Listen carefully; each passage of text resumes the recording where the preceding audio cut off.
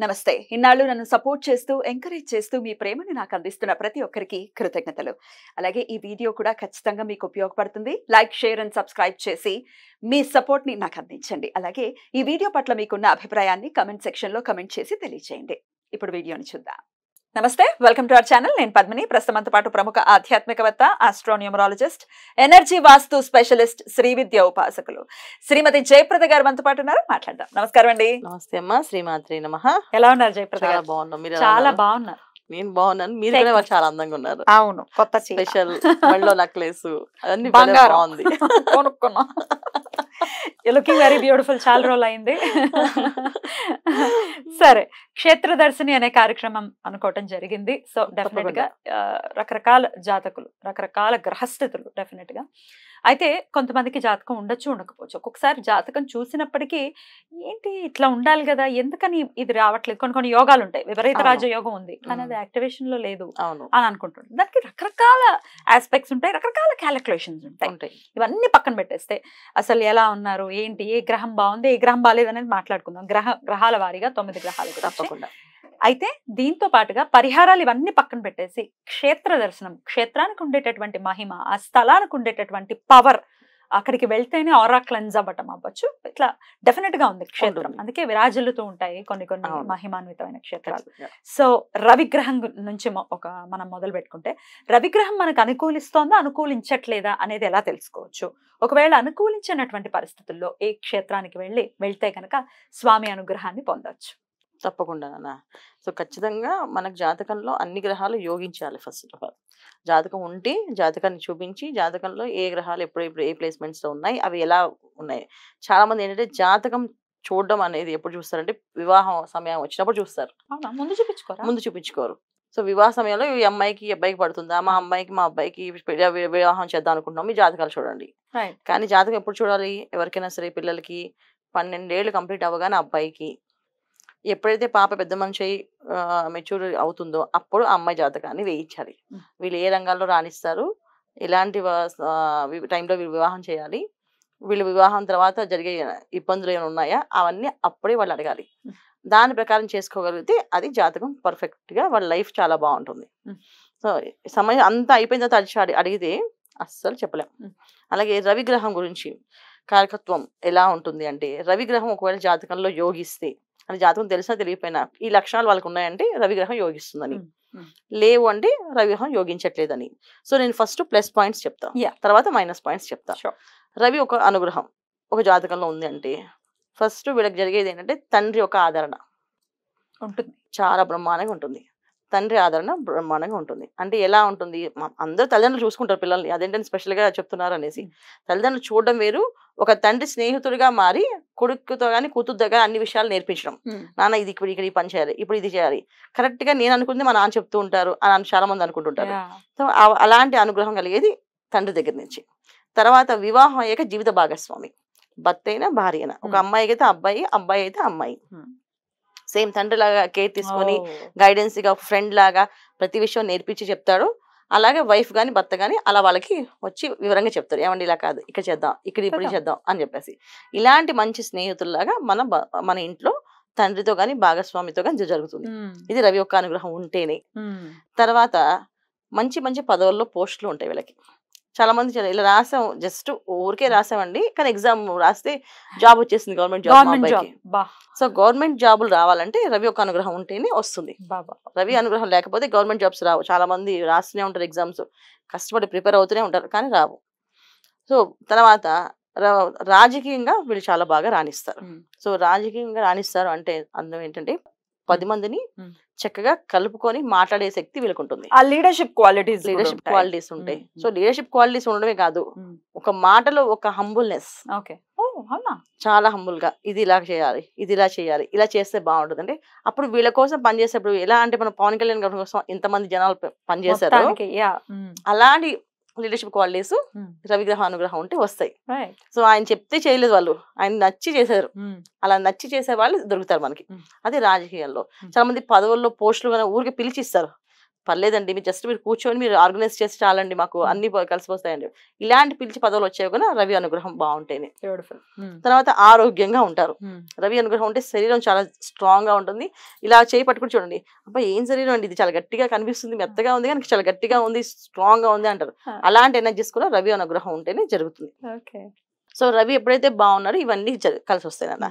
తర్వాత వీళ్ళకి సంతానం, వీళ్ళ మాట వినేవాళ్ళు ఉంటారు, వాళ్ళు చెప్పింది చేసే వాళ్ళలాగా ఉంటారు. సో వీళ్ళు ఏ పని చేసినా దాన్ని ఫాలో అయ్యేలాగా ఇంట్లో ఫ్యామిలీ అందరూ మీకు ఎవరు హీరో అంటే మా నాన్నే హీరో అని చెప్తారు. అలాంటి అనుగ్రహం కూడా ఈ రవి గ్రహ అనుగ్రహం ఉంటేనే జరుగుతుంది. సో ఇలాంటి విషయాలు రవి పాజిటివ్ ఉంటాయి. పాజిటివ్ ఉండాలనే కోరుకోవాలి, ఎందుకంటే ఇన్ని లైఫ్ అంతా హ్యాపీ కదా, హ్యాపీ. అందుకే ఆయన రారాజు గ్రహాల్లోకి. రైట్. సో అందుకని ఒకవేళ బాలేదంటే ఇప్పుడు మైనస్ పాయింట్స్ మనం మాట్లాడుకుందాం. సో బాలేదు, రవిగ్రహం అనుగ్రహం లేదు అంటే ఫస్ట్ తండ్రి వీళ్ళు మాట వినరు. తండ్రి దగ్గర ఆస్తి ఏవి వీళ్ళకి రావు. ఒకళ్ళు ఇచ్చినా నిలబెట్టుకోలేరు, అమ్మేసుకోవడం పాటు చేసుకోవడం ఉంటుంది. తండ్రికి కొడుకు ఎప్పుడు వాద వివాదాలు జరుగుతూనే ఉంటాయి, ఎప్పుడు గొడవలు పడుతూనే ఉంటారు. మనసులో ప్రేమ ఉన్నా బయటకు ఎక్స్ప్రెస్ చేయని పరిస్థితి తండ్రిది ఈ రవి అనుగ్రహం లేకపోతే వీళ్ళకి. తర్వాత వీళ్ళకి ఏ ఆఫీసులో ఉద్యోగాలు చేయడానికి ప్రయత్నం చేసినా రాదు, ఇబ్బంది పడుతూ ఉంటారు. ఇంకొక విషయం ఏంటంటే లీడర్షిప్ క్వాలిటీస్ ఉన్నాయి కదా, రవి అనుగ్రహం లేకపోతే మాట చాలా కటువుగా వస్తుంది. అక్కడ రవి అనుగ్రహం ఉంటే హంబుల్నెస్ గా వాళ్ళ కోసం ప్రాణమైన ఇచ్చేలా ఉంటుంది. రవి అనుగ్రహం లేకపోతే మాట కటువుగా ఉంటుంది, అహంకారంగా కనిపిస్తుంది. ఇంత అహంకారం ఏంటి వీళ్ళకి, ఏం చూసుకుని ఏంటి ఇంత అహంకారంగా మాట్లాడుతున్నారు, అసలు ఆ కళ్ళు చూసారా ఎలా పెట్టి చూస్తున్నారో అని మాట్లాడుతుంటారు. అంటే కళ్ళల్లో ఎక్స్ప్రెషన్ బాగా కనిపిస్తుంది అనమాట వీళ్ళకి రవి అనుగ్రహం లేకపోతేనే. వాళ్ళ చూపులతోటి కాల్చేసేలా ఉన్నారా వీళ్ళు అనే లక్షణంగా ఉంటుంది, అహంకారంగా ఉంటుంది, మాట కొంచెం గర్వంగా ఉంటుంది. సో ఏదైనా లేకపోయినా మాకు ఏదో ఉన్నట్టుగా బిల్డప్ ఇస్తారంటే వీళ్ళు అనే వాళ్ళు ఏం చెప్పకపోయినా అదే వీళ్ళే ఊహించుకొని అలా వాళ్ళని భద్రం చేయడం అలవాటైపోతుంది. ఇది రవి అనుగ్రహం లేకపోతే. తర్వాత ఆయాసం, ఉబ్బసం, తర్వాత హృదయం సంబంధించిన ఇబ్బందులు. చాలా మంది పిల్లలు చూడండి హార్ట్లో హోల్స్ ఉన్నాయని, స్టంట్లు వేస్తామని, ఇవన్నీ కూడా రవి అనుగ్రహం లేకపోతే జరుగుతాయి. తర్వాత పిల్లలు మాట వినకపోవడం, సపోర్ట్ లేకపోవడం, వీళ్ళకి ఎటువంటి సపోర్ట్ లేకుండా ఇబ్బంది పడడం. తర్వాత జీవిత భాగస్వామి కూడా వీళ్ళకి ఆపోజిట్ లో రావడం, అబ్బాయికి అయితే అమ్మాయి ఆపోజిట్, ఆ అమ్మాయికి అయితే అబ్బాయి ఆపోజిట్, ఇలా రావడం. ఇలాంటివన్నీ కూడా రవి గ్రహం అనుగ్రహం లేకపోవడం వల్ల జరుగుతాయి. సో ఈ విషయాల్లో మనం ఎప్పుడైతే ఫెయిల్ అయ్యామో మనకి రవి యొక్క అనుగ్రహం లేదని అర్థం. మన ఇంట్లో ఈ విషయాలు ఉన్నాయి, ఇప్పుడు భార్య భర్తలు ఇద్దరు మధ్యలో సమస్యలు ఉన్నాయి, మాట వినట్లేదు, ఆమె ఒక ఆలోచన ఈమె ఒక ఆలోచన, తండ్రి మాట వినట్లేదు, ఆయన ఒక ఆలోచన ఈ పిల్లవాడిది ఒక ఆలోచన. సో ఖచ్చితంగా వీళ్ళకి రవి యొక్క యోగం లేదు అని అర్థం. వీళ్ళు పరిహారాలు చేసుకోవాలి. మరి ఏం చేసుకోవాలి, ఏ క్షేత్రాన్ని దర్శించుకుంటే కనుక మార్పు ఉంటుందా? మరి ఖచ్చితంగా 100% ఉంటుంది ఖచ్చితంగా. ఇప్పుడు మనకు సీఎం తెలుసు అనుకోండి, వెళ్ళి సీఎం చెప్పాం అనుకోండి, సో మిగతా పనులన్నీ ఆయన చేపిస్తుందా? అవును, సో అలాగే గ్రహాలకి ఒక అధిదేవత ఎవరు? భగవంతుడు, సుప్రీం సోల్. ఆయన చెప్పామంటే వెళ్ళి ఆయన ఏదో ఒక మార్గం చూపిస్తారు దారి. కాకపోతే ఆయన చెప్పడానికి, ఆయన వెళ్ళడానికి కొన్ని దారులు మనమే వెతుక్కుంటూ వెళ్ళాలి. ఎంతో కొంత కష్టపడాలిగా, మరి కష్టపడకుండా అవ్వదు కదా. సో జాతకం తెలిసిన వాళ్ళు ఖచ్చితంగా వాళ్ళ జాతకం చూపించుకోవాలి, ఇలాంటి లక్షణాలు ఉన్నాయి, ఇలాంటి ఇబ్బందులు ఉన్నాయి ఏంటి అని చెప్పేసి. జాతకం లేని వాళ్ళు జాతకం కోసం ఎవరి దగ్గరికి వెళ్ళి చెప్పకుండా కొన్ని క్షేత్రాలు దర్శనం చేసుకోవడం వల్ల వాళ్ళకి ఆ జాతకంలో ఆ యోగం కలుగుతుంది. సో రవిగ్రహం అనుగ్రహం లేని వాళ్ళు ఎవరైతే ఉన్నారో, జాతకం తెలియని వాళ్ళు ఎవరు ఉన్నారో వాళ్ళు చేయాల్సిన పని ఏంటి, ప్రతి ఆదివారం సూర్యోదయం పూర్వం నిద్ర లేచి స్నానం ఆచరించి సూర్య నమస్కారాలు చేయాలి. ఇది వాళ్ళకి ఫస్ట్ రెమెడీ.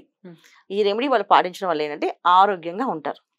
ఎందుకంటే ఆరోగ్యం బాగాలేకపోతే ఇవాళ రోజున రవికి సంబంధించిన ఇబ్బందులు ఎలా ఉంటాయంటే ఉబ్బసం, ఆయాసం, హార్ట్ ప్రెజర్స్, ఇవన్నీ కూడా లక్షల్లో ఖర్చులు అవుతాయి. తక్కువ ఖర్చుతో కాదు, ఏదో హోమియోపతి మందు వాడితే తగ్గిపోయేది కాదు, కానీ లక్షల్లో డబ్బులు. అందుకని ఫస్ట్ ఆరోగ్యాన్ని కాపాడుకోవాలి వీళ్ళు. సో ఆరోగ్యంగా ఉంటారు. తర్వాత ప్రతి ఆదివారము చక్కగా సూర్యనారాయణమూర్తి దేవాలయాలు ఎక్కడైతే ఉన్నాయో వెళ్ళి దర్శనం చేసుకుని రావడం అండి. లేదు మాకు దగ్గరలో కాకుండా ఇంకా క్షేత్రానికి వెళ్ళి దర్శనం చేసుకోవాలనుకుంటే సూర్యనారాయణమూర్తి అరసవెల్లి ఆంధ్రాలో ఉంది, చక్కగా అక్కడ వెళ్ళి దర్శనం చేసుకుని రావడం.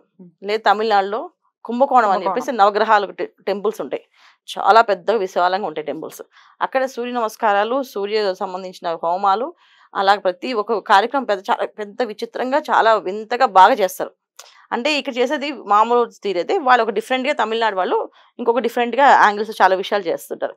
విష్ణు అరుణ పారాయణం కానీ ఒక రకమైన ఎనర్జీస్తో పాజిటివ్ నమస్కారాలు కానీ అన్ని బాగుంటాయి.